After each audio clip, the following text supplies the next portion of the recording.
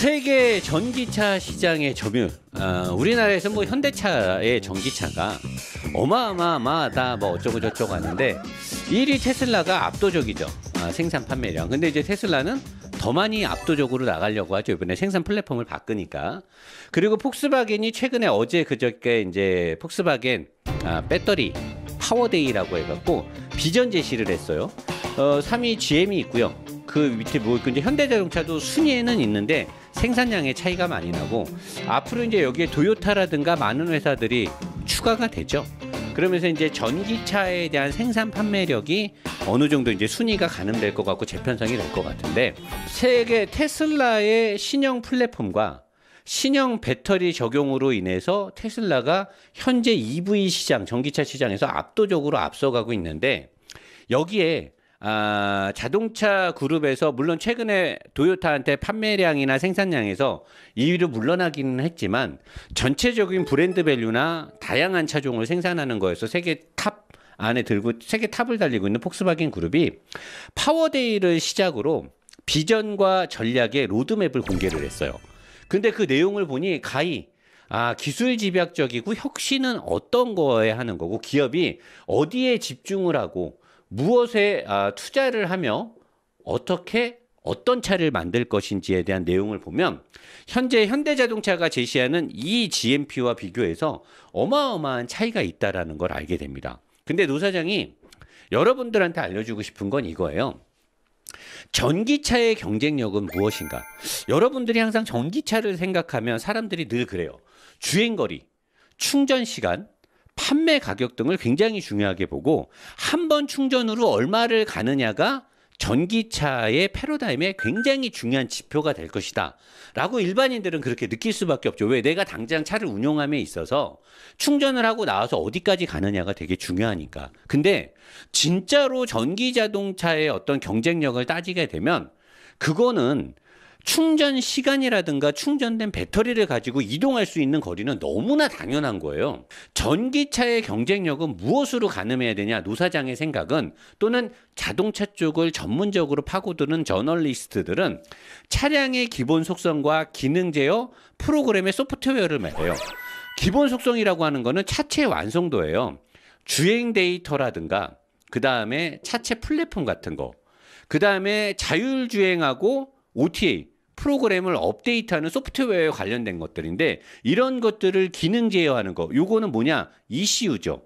엘렉트로닉 컨트롤 유니트 이런 것들이 굉장히 중요하다고 보는데 약간은 전문적인 용어와 좀 그 일반인들이 듣기에는 생소한 단어들 그리고 좀 약간 어려운 분야이기 때문에 제조사들이 이런 거를 대놓고 자랑을 잘 못해요.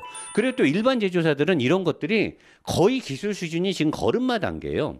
테슬라는 지금 엄청 앞서가고 있거든요. 해외 유명한 자동차 저널리스트들이나 연구학자들은 테슬라의 기능 제어라든가 프로그램이 폭스바겐이나 도요타 같이 유명한 회사들보다도 6년 이상을 앞서 있다라고 확실시되는 데이터를 공개를 했어요. 연구 자료를. 근데 여기서의 6년이면 사람들이 뭐 6년 금방 따라가는 거 아니에요. 어마어마한 차이가 나요. 이제부터 제가 설명이 들어가는데 잘 들어보세요. 자, 차량의 기본 속성과 프로그램의 로드맵과 배터리 변화를 예고하는 거를 폭스바겐 그룹에서 로드맵을 공개했어요. 그리고 2023년부터 순차적으로 각형 배터리를 적용해. 일반적으로 배터리는 원형과 셀 타입인데 우리나라는 셀 타입을 쓰고 있는데 이게 뭐 각형 배터리가 셀 타입보다 무조건 좋다 나쁘다를 말할 건 아닙니다. 하지만 중국 시장의 방대한 시장과 안전성, 생산 단가를 고려해서 폭스바겐은 전기자동차 EV 배터리에 각형을 넣어서 안정성과 그 다음에 가격의 코스트를 낮추겠다는 비전을 제시했어요. 이 배터리를 적용했을 때 차값을 상당 부분 내릴 수가 있어요. 이런 배터리를 적용하고 테슬라가 신형 배터리를 적용하면서 차값이 내려가면 기술을 떠나서 시장에서의 가격 경쟁력에서 벌써 현대자동차나 기아자동차가 월등하게 불리해지는 상황이 생기는 거예요. 그리고 폭스바겐은 테슬라도 자체적으로 배터리를 생산하고 바퀴는 사이즈가 더 커지는 배터리를 생산하는데 폭스바겐은 자체적으로 배터리를 생산하는데 연간 240기가와트 아워의 배터리를 생산해요. 이거에 대한 가늠이 안 되잖아요. LG화학이 전 세계 시장의 시장 점유율이 18% 가까이 되잖아요. 한 30% 가까이 될 건데 지금은 좀 줄었지만 그런 LG화학이 연간 120기가와트를 생산을 합니다. 근데 폭스바겐이 자체적으로 배터리를 생산하는데 240기가와트를 생산하겠대요. 그러면 얘네는 지들이 생산하는 차에 이 배터리를 넣게 되면 생산 단가가 어마어마하게 싸져요. 코스트가. 거기다가 얘네가 지금 테슬라가 앞서가고 있는 소프트웨어에 투자하는 금액이 30조가 넘습니다. 왜 이들은 이 소프트웨어에 투자를 할까요? 그리고 그 부분에 대해서 명확하게 자랑을 해요. 폭스바겐이 이 파워데이를 통해서 로드맵을 공개할 때 eGMP, 뭐 V2L 이런 거 자랑하던가요? 이런 거는 자랑거리도 안 되고요. 비전에 들어갈 건덕지가 아예 안 되는 내용이에요. 왜? 이 플랫폼을 누구나 지금 다 쓰고 있는 거예요. 자기들의 비전에 이게 어떠한 영향을 주진 않아요. 그리고 V2L 어떤 유튜버가 그렇게 그냥 목이 쉬어라 자랑하는 차 안에서 110V, 250V 끌어 쓰는 거. 이거는 그냥 옵션 편의 사양의 하나예요. 이거는 자동차 제조회사들이 전기차 EV 차량을 만들면 있어서 시청자나 소비자들한테, 잠재적인 소비자들한테 자랑할 만한 기술이 아니라는 거죠. 정말로 폭스바겐이 뭘 자랑했느냐, 이런 것들을 우리가 봐야 되는 거고, 이 와중에 2021년 3월 16일 어제네요. 오토데일리 기사 내용에 보면 4월 말부터 미국에서 코나 EV, 아이오닉 EV 배터리 전량 교체 가능성에 대해서 4,700여 대에 대한 리콜, 배터리 교체 리콜 기사가 떴어요. 자, 몇 퍼센트일까요? 국내 코나 EV 배터리 교체 확실하게 해줄 것인가? 해주겠지. 이 와중에 지금 테슬라나 폭스바겐이나 전 세계적으로 막 지금 이렇게 가는데 자꾸만 현대기아 자동차는 판매된 전기차들에서 불이 나고 있어요. 과연 이런 것들이 앞으로의 어떤 비전에서 과연 현대기아 자동차가 이런 치열한 전기차 시장에서 살아남을 수 있을 것인가? 노 사장이 왜 테슬라를 높게 보느냐? 저는 사실 테슬라가 잘 나가는 게 저한테 일도 좋을 게 없죠. 저는 어차피 테슬라를 안 살 거예요. 살 마음도 없고. 테슬라처럼 못생긴 차 저는 싫어합니다. 그리고 새로운 패러다임을 제시하는 테슬라가 저는 좀 제 정서에 맞지도 않아요. 그리고 뭐 저는 주식을 안 하기 때문에 테슬라 주식을 갖고 있지도 않아요. 그리고 미국이잖아요. 나는 한국 사람이고 한국 기업이 잘 돼야 되는 거예요. 그렇게 잘 나가고 있는 테슬라가 도대체 왜 그렇게 잘 나가는지를 한번 짚어보자는 거죠. 공룡그룹 폭스바겐 그룹도 따라가기 어려운 테슬라 그룹. 도대체 테슬라는 무엇을 그렇게 앞서가는가? 아까 노 사장이 위에서 초반에 얘기했던 차량의 기본 속성과 기능 제어와 프로그램 소프트웨어, 이것이 무엇이냐면 경쟁사가 못 따라가는 이유가 있어요.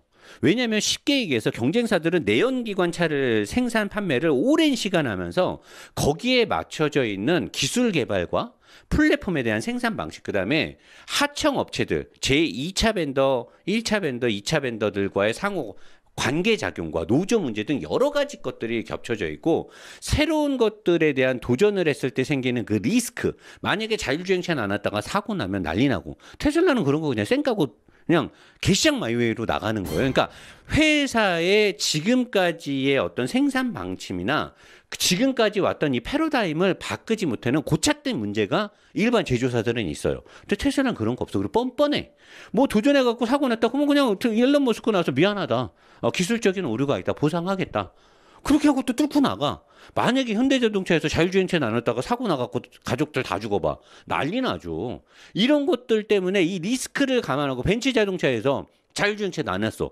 S클래스에 4명 타고 가다 사람 죽어봐. 어떻게 되겠어? 벤츠 브랜드 이미지가 이루 말할 수 없이 떨어지죠. 테슬라는 그런 거 신경 안 쓰는 거. 왜? 이미 떨어질 게 없잖아. 신생 업체다 보니까 미국에서 품질 검사 이 지수를 조사했을 때 테슬라 꼴등했어요. 꼴등이야. 자동차 제조사들 중에 품질 평가 꼴등한 거야. 가장 완성도가 떨어지는 차. 근데 인기는 제일 많고 주식 제일 높고 시가총액이 도요타, GM, 뭐 폭스바겐, 벤츠 다 합쳐도 테슬라보다 안 돼. 테슬라가 그렇게 잘 나가. 그럼 그렇게 잘 나가는 테슬라 뭐 때문에 잘 나가는지 알아야 되는 거죠.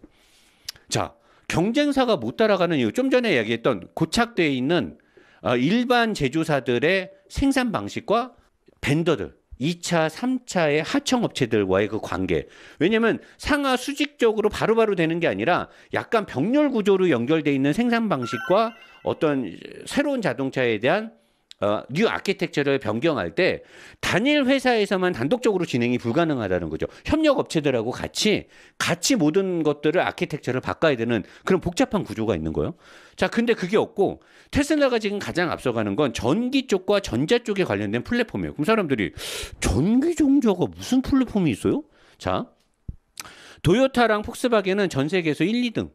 그 다음에 3, 4, 5등, 6등하고 엄청난 판매 대수 차이가 2배 이상 벌어지는 엄청난 공룡 그룹이에요.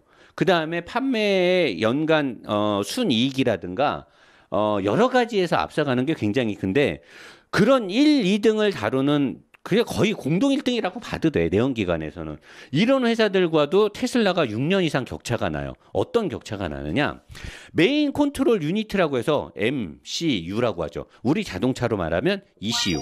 메인 컴퓨터예요. 우리 ECU 되게 중요하잖아요. 자동차 본네트 열면 딱 손바닥 2개만한 ECU 있잖아요. 메인 컨트롤 유니트 컴퓨터. 자, 2014년 9월 달에 1세대 분산형을 적용했어요. 이 분산형이라는 건 뭐냐면은 테슬라가 이 당시에 썼던 이 분산형이 일반 제조사들이 쓰고 있는 ECU의 적용 방식인데 메인 ECU를 여기다 두고요. 그 다음에 문이든 라이트든 뭐 와이퍼가 됐든 헤드라이트가 됐든 자동차에는 뭐 TCU부터 해서 여러 가지 컨트롤 유니트가 각종 움직이는 거에 다 들어가 있어요. 이게 분산형이야. 메인 ECU가 이들하고 같이 상호 호환을 통해서 그 부품들을 작동을 컨트롤을 하게 됐어요. 어떤 부품이 움직이게 되면 그 움직이는 부품에 대한 컨트롤 유니트가 여기 달려 있어요. 그리고 얘는 여기에다가 움직임의 작동 여부를 보고하게 돼 있어요. 일반 내연기관이 이렇게 해서 토탈 약 70개 정도가 들어가요.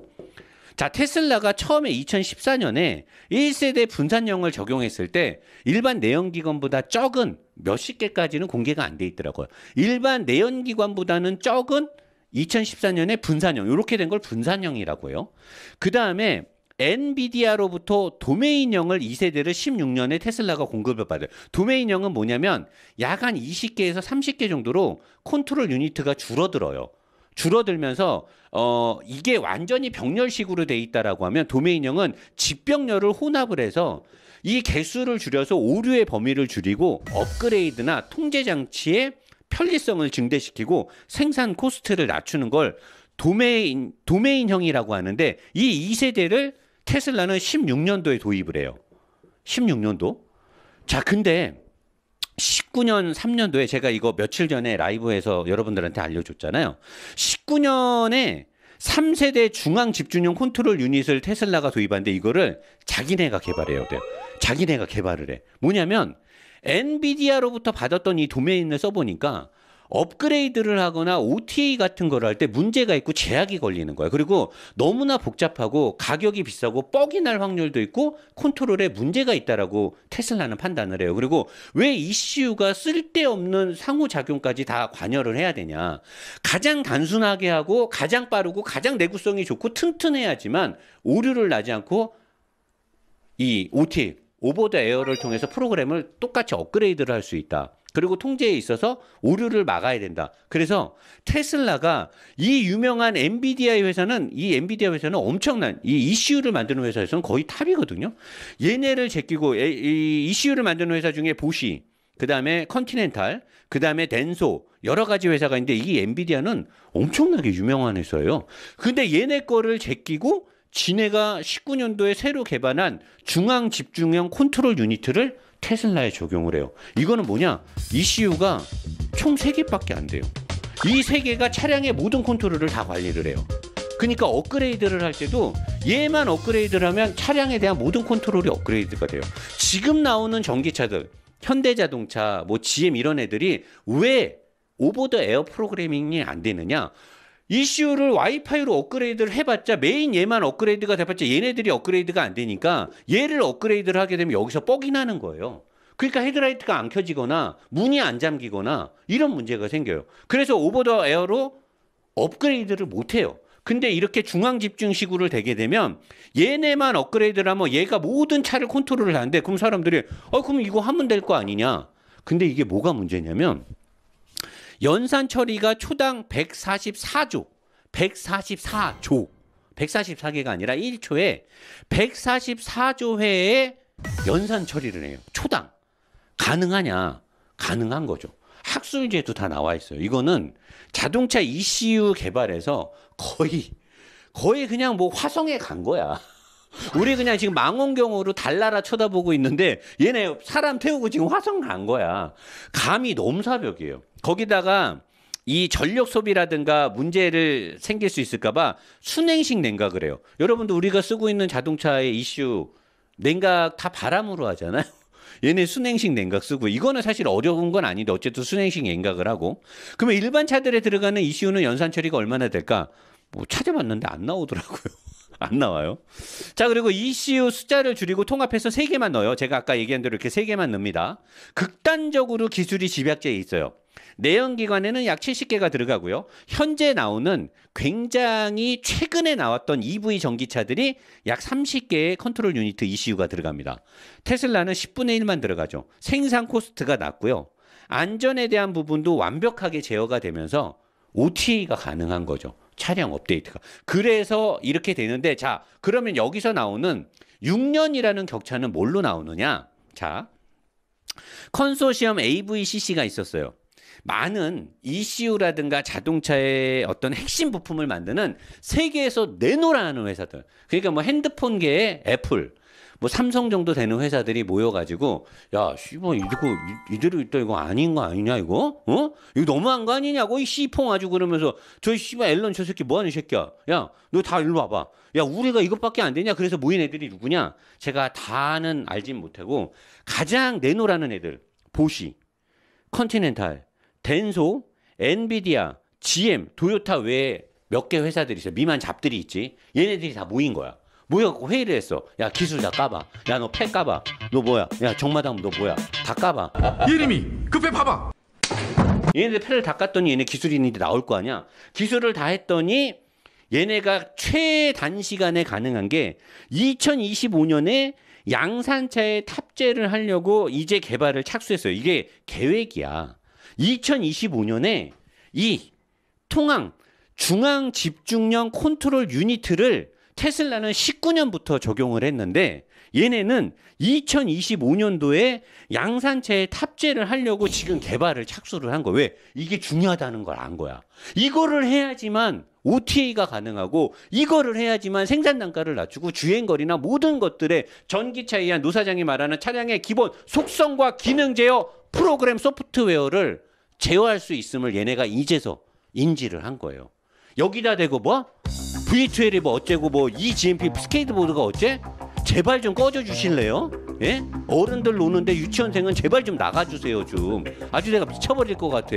남들은 지금 이런 얘기하고 있는데 어디서 V2 해갖고 커피포트에다가 전기 꽂아갖고 커피를 끓여 먹는다고 혁신이라는 말을 씨부리고 있습니까 지금. 아주 그냥 아주 내가 미쳐버리겠어 아주 그냥. 어? 내가 그냥 낯이 뜨거워 내가 아주 그냥. 나 같은 딱돌도 지금 이런 거를 알고 있는데 예?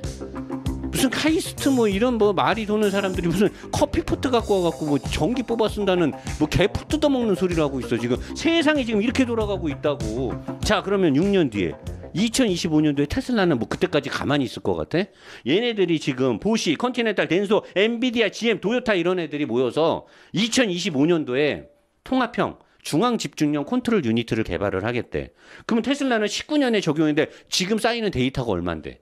1년에 올해 판매량이 거의 100만 대 가까이 될 것 같은데 100만 대, 200만 대, 300만 대씩 팔리면서 적용되는 그 백데이터는 그건 누가 어떻게 메꿀 건데? 그걸 갖고 테슬라는 그럼 2025년에 19년 거 이 컨트롤 유닛을 그대로 쓰고 있을까? 그래서 노 사장이 테슬라는 넘사벽이라고 얘기하는 거예요. 내가 테슬라 빨아주지? 테슬라 뭐 주식 샀어? 아니야. 싫어. 테슬라 싫어. 족같은 미국이야. 그래 우리한테 갑질하고 막 국방비 올려달라 그러고 싫어도 어떡해. 앞서가는 거 인정하고 배울 건 배우고 컨닝할 거 컨닝해야 될 거 아니야. 근데 지금 이런 굴지에 보시, 컨티넨탈, 덴사, 엔비디아, GM, 도요타, 현대자동차 명함도 못 내밀어요.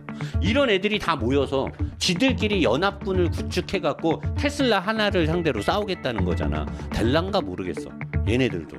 근데 감히 현대기아자동차가 스케이트보드랑 eGMP랑 V2 해갖고 댐빈다고? 그게 뭐 앞으로 전기차를 뭐 현대기아가 뭐 선도할 거라고? 개풀 뜯어먹는 소리 그만하시길. 우리는 정확히 이런 정보를 알아야 된다고 노 사장은 생각하는 겁니다.